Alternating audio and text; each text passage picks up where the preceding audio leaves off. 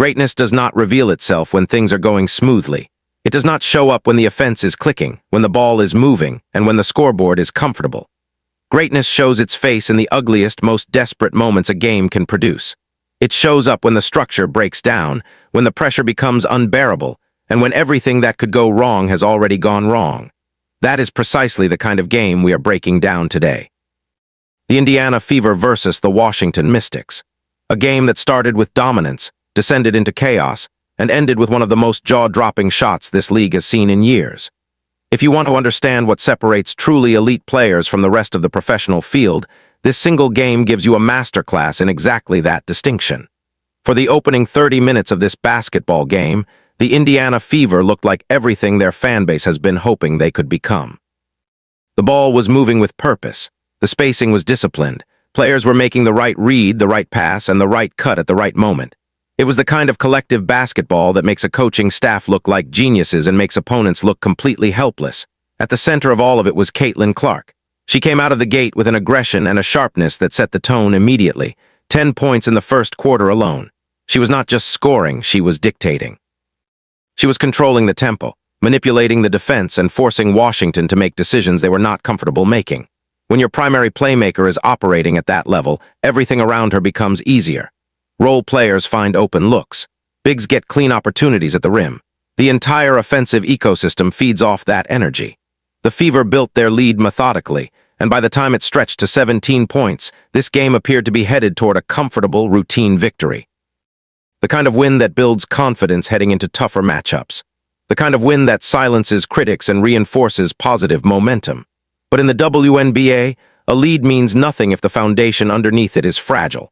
And the Indiana Fever, as we have documented repeatedly on this channel, have a foundation with serious structural cracks. What happened in the second half of this game was not random. Very passionate in this, but now we just blew the lead. So as of right now, the Fever has blew a 17-point lead, bro.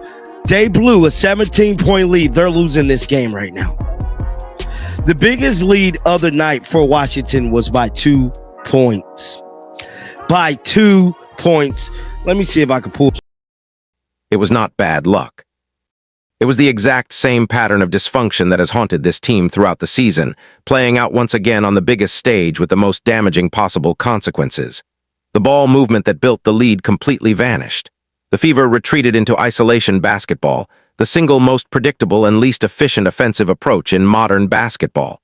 When you play isolation, you are essentially telling your opponent exactly what is coming. You are handing their defense a roadmap. Washington's defenders, who had been scrambling and guessing all first half, suddenly knew exactly where to position themselves and exactly when to apply pressure. The defense on the other end stopped rotating with conviction. Gaps that had been closed in the first half started opening up. Washington's shooters found space they had not been given all game.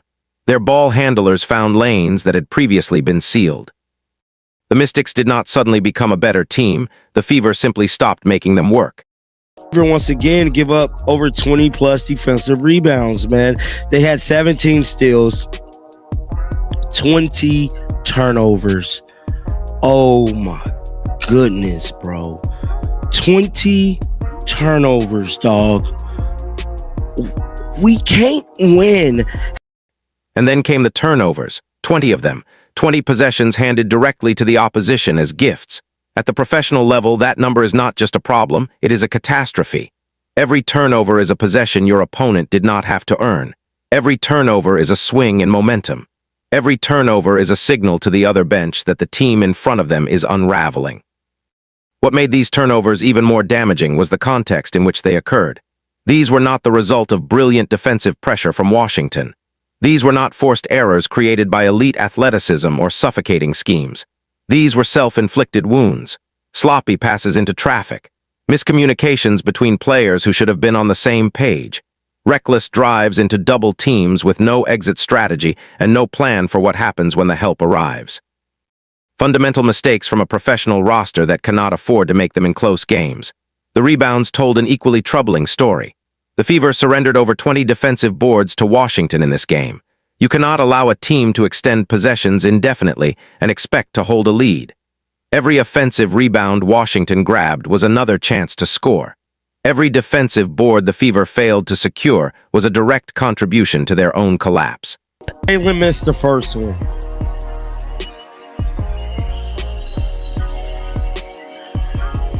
Missed them both. Caitlin missed both free throws.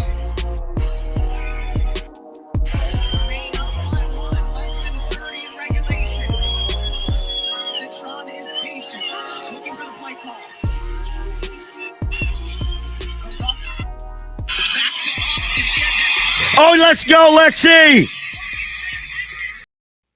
They were out-hustled and out-muscled in the most basic statistical category in basketball. That is not a talent problem. That is an effort and discipline problem. The lead evaporated. 17 points became 10. 10 became 5. 5 became 2. And then, for the first time all night, the Washington Mystics found themselves in front. This is where the critical conversation about Stephanie White becomes impossible to avoid. When a team starts to bleed points, when the turnovers are piling up and the defense is breaking down, the head coach carries the responsibility of stopping the bleeding before it becomes fatal. That means calling a timeout at the right moment. That means resetting the offensive system. That means putting your best playmaker back in control of the game and running sets that give her the best possible opportunity to operate. What we watched instead was a team that was allowed to drift. The offensive structure did not return. The ball continued to come out of Clark's hands at moments when it should have been in them. The Mystics were given the opportunity to dictate the flow of the game, and they took full advantage of it. Good teams do not waste that kind of opening. There is a version of this game where smart, proactive coaching decisions keep the lead at 10 points through the third quarter. 4.3 seconds, 75-76. The Fever have to score. Who took a timeout? The Fever took a full timeout. Substitution, Caitlin Clark enters the game for Raven Johnson. Yes! Yes, 78-76.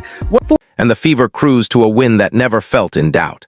That version of the game did not happen. Instead, the fanbase was forced to watch one of the most agonizing collapses of the season unfold in slow motion, possession by possession, with a feeling of absolute dread building with every passing minute. With the Fever now trailing and the clock winding down, Clark managed to draw a critical foul. She walked to the free throw line with the game on her shoulders. For a player who has built her entire professional reputation on shooting precision, on mechanics that are virtually automatic from the line, this should have been the moment the Fever tied the game or took the lead. She missed both of them. There is no comfortable way to say that. She missed both free throws in a clutch situation that required one of the most basic fundamental skills in basketball. You could feel the energy drain out of the building.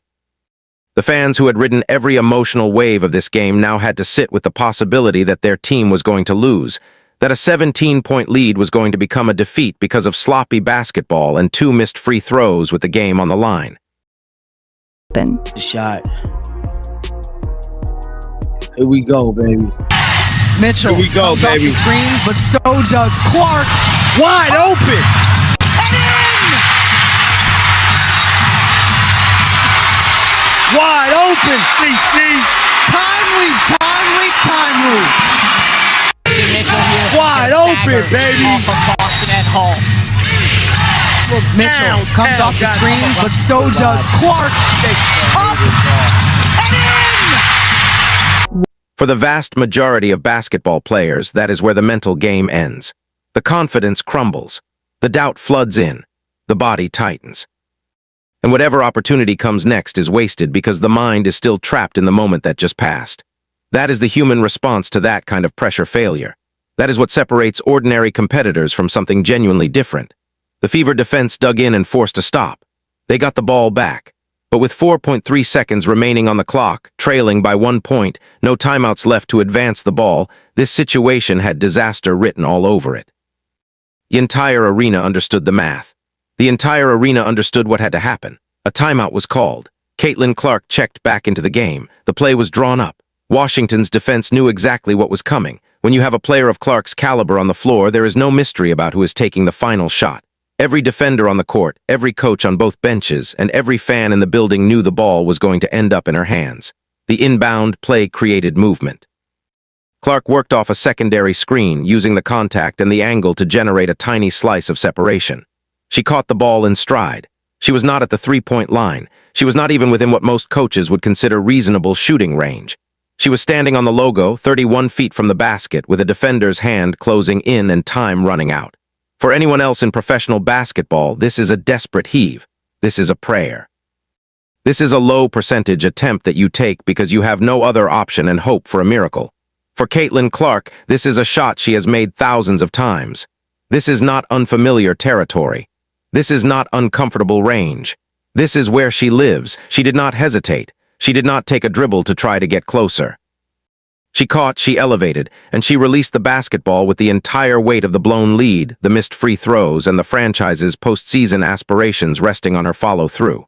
The ball left her hand and the arena held its breath. It went in. The Indiana Fever survived 78-76.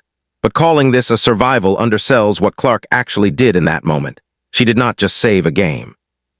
She sent a message to every team in this league that no matter how deep the chaos runs within the Fever organization, and there is real, documented chaos, you cannot write this team off as long as she is on the floor. She erased the missed free throws with one pull-up. She erased the 17-point collapse with one release. She took every narrative about coaching failures, turnover problems, and second-half breakdowns, and temporarily buried all of it under 31 feet of pure, undeniable greatness. But that is exactly the problem, and it is a problem the front office cannot keep ignoring. You cannot build a sustainable winning culture around one player consistently bailing out systemic dysfunction. Clark can make extraordinary shots. She will continue to make extraordinary shots. But she cannot keep rescuing this team from avoidable disasters and be expected to do so indefinitely without cost, without wear, without fatigue, and without eventually running into a night when the shot does not fall. 20 turnovers are a coaching and discipline problem. A 17-point lead evaporating in a single half is a structural problem. The inability to execute basic late-game offense without devolving into chaos is a coaching problem. These issues do not disappear because a logo shot went in at the buzzer. They sit there, waiting for the next game, the next opponent, and the next moment of pressure. Stephanie White has to find answers. The front office has to demand them, because the playoffs will not forgive the mistakes that Caitlin Clark just covered up tonight. This is what we do here. We break down the tape. We call out the flaws, and when something genuinely extraordinary happens, we give it the respect it deserves. Clark's shot was extraordinary. What almost allowed Washington to win this game was inexcusable. Both things are true at the same time. Drop your thoughts in the comments. Is this the shot of the year in the WNBA so far? And more importantly, does one logo buzzer beater actually fix anything that is broken with this team? I want to hear your take. Subscribe if you are not already here, and I will see you in the next one.